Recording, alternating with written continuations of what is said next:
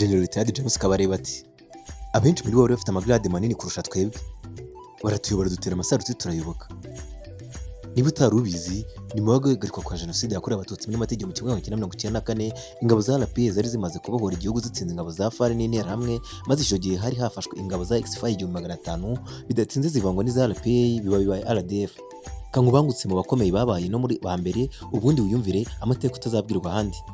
Nigeze kumva ngo iyo utabashije kunesha umuntu uramuyoboka, ariko nanone nkumva ko nubwo muri benshi haba harimo ababi n'abakora neza, ntihaburamo bake beza b'ingirakamaro.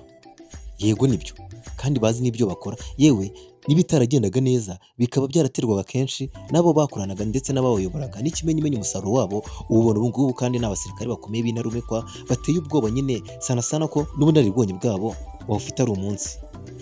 Yerirwa Bruno Rwanda rw'ejo, iyi ni Rwanda Inspiration 250, ngiye kukugezaho urutonde rw'abasirikare bakomeye cyane bahoze muri X4. Ku batabyumva ni ingabo za kera zitwaga Force Armée Rwandaise, hakaba harimo n'ababaye muri FDLR, umutwe witwaje intwaro ukorera mu burasirazuba bwa Kongo. Ariko rwose nanone bakirwa neza muri RDF, akaba ari abajenerali bakomeye cyane, abandi bakaba barabaye abaminisitiri bakomeye cyane, mbese buri umwe urimo hano ntiyoroshye ku mwanya we.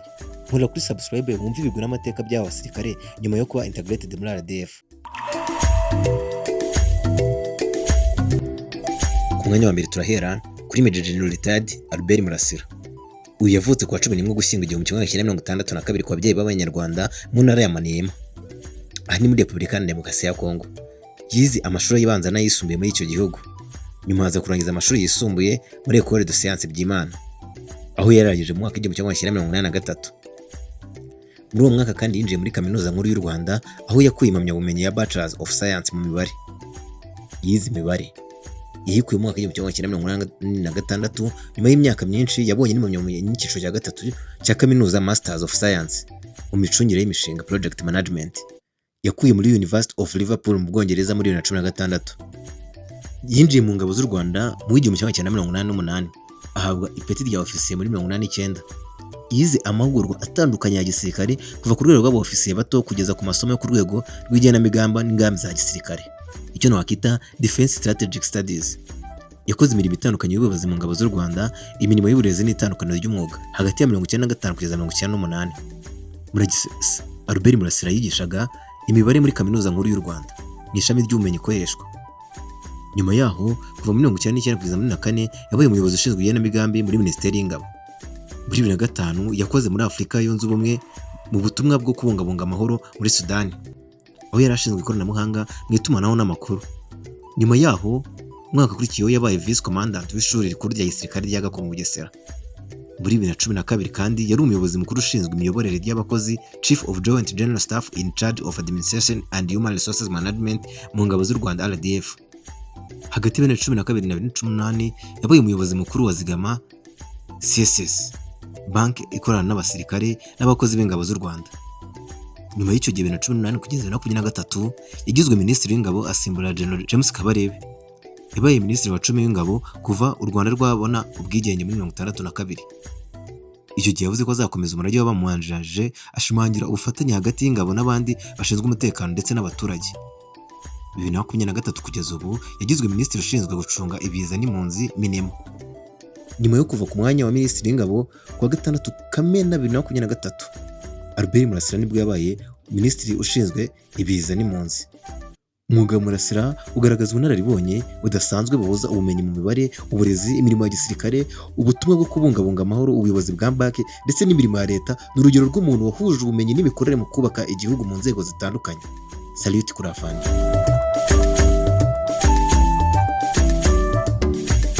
Ku mwanya wa kabiri turasanga General Mureseri Gatsinzi.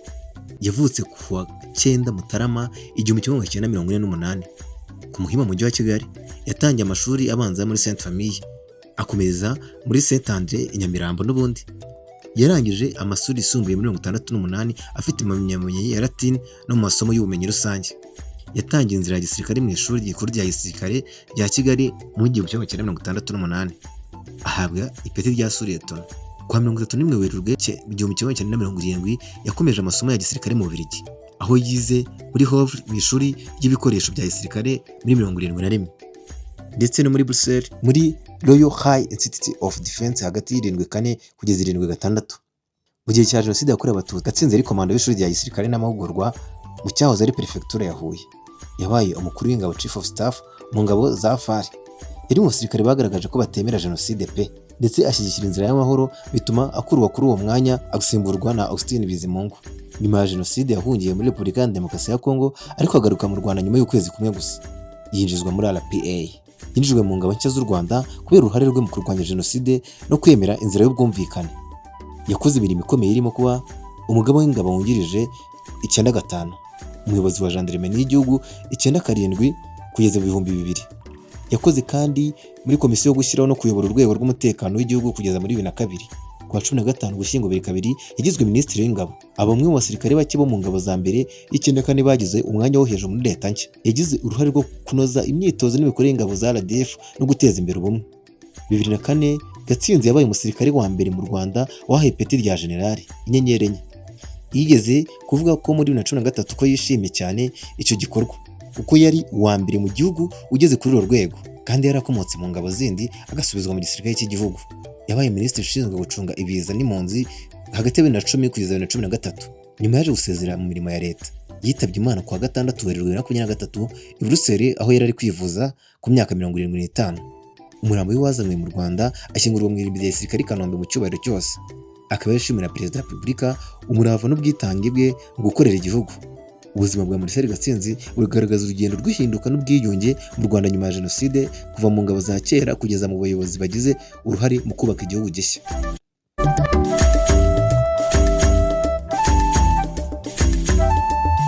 Ku ya gatatu turasanga Ambasaderi Colonel Tad Donat Ndamage. Ni umudipolomate w'u Rwanda, akaba n'uwahoze mu gisirikare cyo hambere ndetse akaba ari no mu ngabo za RDF ku rwego rwa koloneli. Ubu ari mu mirimo yo guhagararira u Rwanda mu mahanga muri Mozambique. Yatangiye ku mugaragaro inshingano zo kuba ambasaderi w'u Rwanda muri Mozambique kuwa 5 Nyakanga 2025. Ibyo yashyikizaga impapuro zimwemerera guhagararira iki gihugu ubuyobozi bwa Mozambique Maputo. Afite inshingano z'inyongera zo guhagararira u Rwanda kandi mu gihugu cya Komori, mu birwa bya Komori. Kuwa 7 Nyakanga 2025 yashyikirije impapuro zimwemerera Azali Assoumani, perezida wa Komori. Mbere yo kujya muri diplomasi, n'umusirikare muri RDF ku ipeti rya koloneli. Ibi byerekana ko afite ubunararibonye mu bijyanye n'umutekano n'imiyoborere bikunze gufasha cyane mu kazi ka diplomasi. Mu ncamake, Donat Ndamage Colonel Tad ni umwe mu bayobozi b'u Rwanda bafite ubunararibonye buva mu gisirikare no muri diplomasi, aho ahagarariye inyungu z'u Rwanda muri Mozambique ndetse no muri Komori. Ku mwanya ukurikiyeho rero turasanga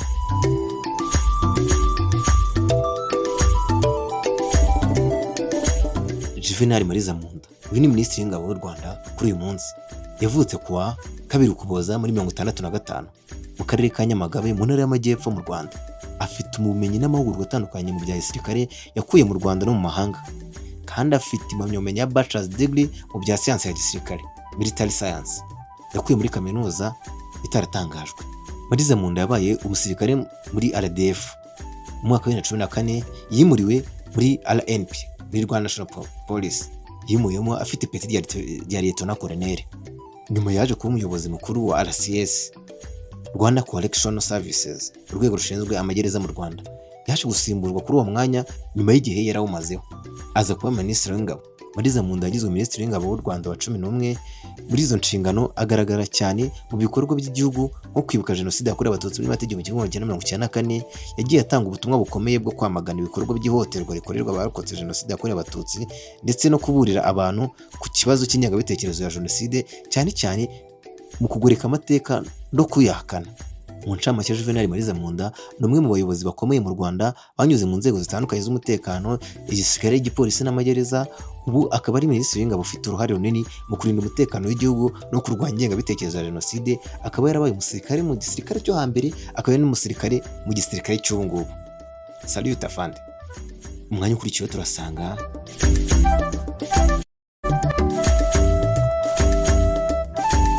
Major General Retired Paul Rwarakabije.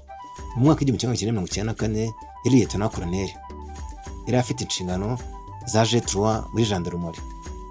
Ibi byamushyiraga mu bayobozi bashinzwe gutegura no kuyobora ibikorwa bya gisirikare, bityo akaba yari afite uruhare rukomeye mu mikorere y'icyo kigo. Gusa Nyuma ya 1994 jenoside yakorewe abatutsi irangiye, abasirikare benshi ba XFAR n'interahamwe bahungiye muri Repubulika Iharanira Demokarasi ya Kongo.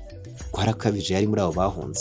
Mu 2000 hashinzwe umutwe wa FDLR uhuza amatsinda atandukanye y'impunzi z'abanyarwanda, harimo ALIR wayoborwaga na Rwarakabije. Wari umutwe wiganjemo abahutu babarirwaga abarwanyi hagati y'ibihumbi 15 n'ibihumbi 20. Intego yabo yari uguhirika ubutegetsi bw'u Rwanda bari mu mashyamba ya Kongo yo mu burasirazuba bwa Kongo.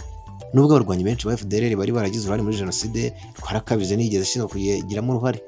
Mu Gushyingo 2003 Rwarakabije yageze ku kibuga cy'indege cya Kigali ari kumwe na bagenzi be, atangaza ko bashyize hasi intwaro, intambara si yo gisubizo cyiza, bahise gukemura ibibazo byabo mu nzira z'amahoro.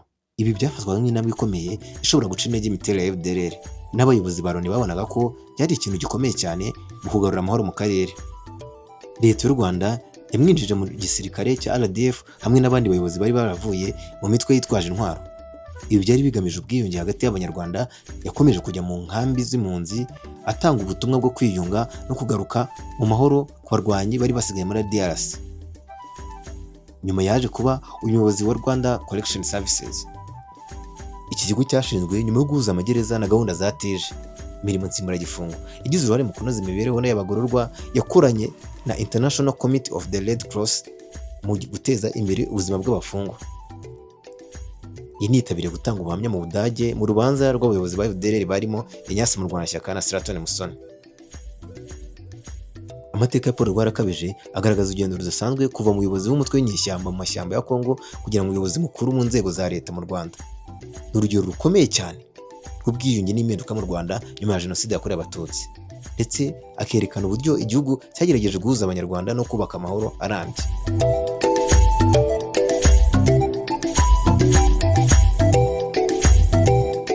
Turagera kuri CG Murenzi Evariste. Ubuzima bwa gisirikare bwo hambere, Evariste Murenzi yabaye umuyobozi wungirije mu ishami rishinzwe ibikorwa bya gisirikare mu mutwe witwaga FDLR. Uyu mutwe wari ugizwe n'abasirikare b'imitwe yitwaye gisirikare yari isigaye nyuma ya jenoside yakorewe abatutsi muri 1994. Nyuma y'imyaka igera ku 10 ari mu buhungiro, Murenzi bakundaga kwita Kayonga mu ishyamba, yavuye mu mujyi wa Goma muri Repubulika ya Demokarasi ya Kongo agaruka mu Rwanda. Abayobozi bakuru b'ingabo z'u Rwanda bavuze ko kwitangwa kwe byabaye igihombo gikomeye mu jete. Yahise ahabwa ipeti rya Lieutenant Colonel akinjira mu ngabo z'u Rwanda hamwe n'abandi bayobozi barimo Paul Rwarakabije, Jerome Ngendahimana, Tede Nzeyimana. Ibi byari bigamije guteza imbere ubumwe n'ubwiyunge mu Banyarwanda nyuma ya jenoside. Yakomeje kuzamuka mu mapeti. Murenzi yaje kuzamurwa mu ntera ayirwa Brigadier General. Abamwe mu basirikare bavuye muri FDLR bageze kuri urwo rwego mu ngabo z'u Rwanda. Yanawe umuyobozi wa brigade ya 201 ayobora ibikorwa bya gisirikare mu turere twa Karongi, Rutsiro na Ngororero mu burengerazuba bw'u Rwanda. Kuri 7 Kamena 2023 Perezida Paul Kagame yayoboye umuhango wo kurahiza Brigadier General Evariste Murenzi nka komiseri mukuru wa Rwanda Correction Services wabereye kuri Village Urugwiro. Mu nshingano ze, Murenzi yanagize uruhare mu bikorwa mpuzamahanga, aho yasinye amasezerano y'ubufatanye n'igihugu cya Seychelles ku bijyanye n'imicungire ya gereza. Yitabiriye inama n'ishyira African Correction Services Association zabereye muri Maroc. Yitabiriye inama mpuzamahanga mu by'amagereza yateguwe n'ishyirahamwe rya International Correction and Prisons Association yabereye mu Bubiligi. Ku mwanya ukurikiyeho turasanga Major General Retired Jerome Ngendahimana. Yari umwe mu basirikare b'ingabo za kera XFAR nawe. Nyuma ya jenoside yakorewe abatutsi, we n'abandi basirikare benshi bahungiye muri DRC, aho binjiye mu mitwe yitwaje intwaro yarwanyaga u Rwanda harimo FDLR. Muri 2003 Ngendahimana hamwe n'abandi bayobozi barimo Paul Rwarakabije, Lieutenant Colonel Evariste Murenzi ndetse na Tede Nzeyimana biyemeje gutaha mu Rwanda. Baraza bajya muri RDF. Ibi byari bigamije gufasha mu bwiyunge n'ituze ry'igihugu nyuma y'amateka mabi cyanyuzemo. Akinjira mu ngabo za RDF hayi ipeti rya Colonel. Yakomeje gukorera igihugu mu myanya itandukanye mu rwego rwa gisirikare. Yaje kuzamurwa mu ntera aza kuba umuyobozi wungirije w'ingabo z'u Rwanda muri Reserve Force muri 2010. Uruhare mu itsinda ryashyizweho na leta y'u Rwanda ryo gukora iperereza ku ruhare rw'Ubufaransa muri jenoside yakorewe abatutsi mu 1994, kandi yari umwe mu basirikare bari barabaye muri XFAR bafite ubumenyi ku byabaye muri icyo gihe. Ngendahimana yavuze ko amacakubiri yazanywe n'abakoloni yasize ingaruka mbi muri Afurika, aho abantu bahatiwe kureka indangagaciro zabo, ururimi n'umuco wabo, bikaba byarakomeje guteza amakimbirane ku mugabane. Muri 2018 Major General Retired Jerome Ngendahimana yasezerewe mu ngabo z'u Rwanda hamwe n'abandi basirikare barenga 800. Mu ijambo yavuze asezera, yashimiye ubuyobozi bw'u Rwanda ku mahirwe bahawe no kongera kwiyubaka no kugira uruhare mu iterambere ry'igihugu. Avuga ko ari gake kubona igihugu cyakira abo cyahoze kirwana nabo kugira ngo bakorane mu kucyubaka. yanasabye abasigaye muri FDLR kureka inzozi zo guhungabanya u Rwanda ahubwo bagataha bakifatanya n'abandi mu iterambere. Uyu ngezeho yitwa Colonel Ndibwami. Colonel Retired Deogratias Ndibwami yabaye umusirikare wa Exfile w'igihe kirekire mbere ya Jenoside yakorewe Abatutsi. Yakoraga mu mutwe urinda Perezida Juvenal Habyarimana ndetse yanakoraga mu kigo cy'indege cy'u Rwanda Régie des Aéroports du Rwanda. Nyuma ya Jenoside Ndibwami yifatanyije n'ingabo za RPA zari ziyobowe n'inkotanyi mu rwego rwo kubaka igihugu gishya no guhuza abasirikare bari baratandukanye. Yagize uruhare mu kwinjiza no guhuza abasirikare bahoze muri Exfile no mu ngabo nshya z'igihugu. Muri 1994 yagizwe Chief of Staff wa Gendarmerie y'u Rwanda, utwegeranye n'igipolisi cy'ubu ngubu. Muri uwo mwanya yayoboye gahunda yo kuvugurura no kubaka inzego z'umutekano mu gihugu gishya. Nyuma ya Jenoside yakomeje muri uwo mwanya kugeza muri 1997. W'igihumbi kimwe 1998 Colonel Ndibwami yasezerewe mu gisirikare nyuma y'imyaka igera kuri 31 mu mirimo ya gisirikare. Ndibwami afatwa nk'umwe mu bagize uruhare rukomeye mu bumwe n'ubwiyunge bw'abari abasirikare, cyane cyane mu rwego rw'umutekano, aho yafashije guhindura inzego zahozeho zifatanyije n'amateka akomeye igihugu cyanyuzemo.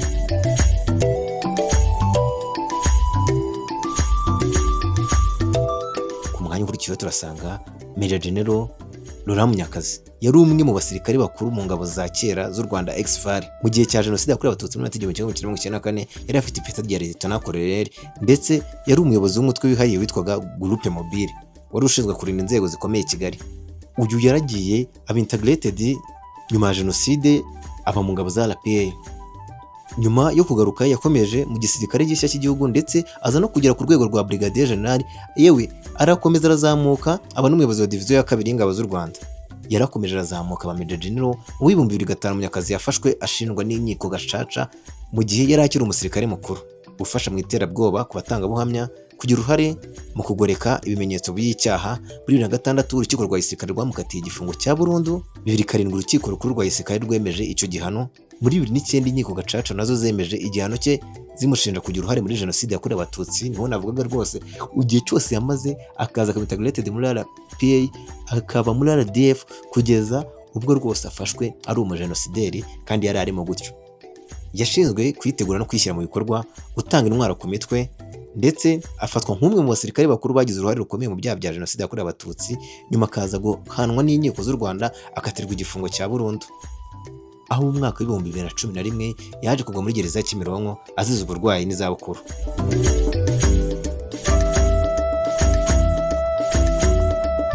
Bikomereze, uyu mudamu yitwa DCG Jean Chantal Ujeneza.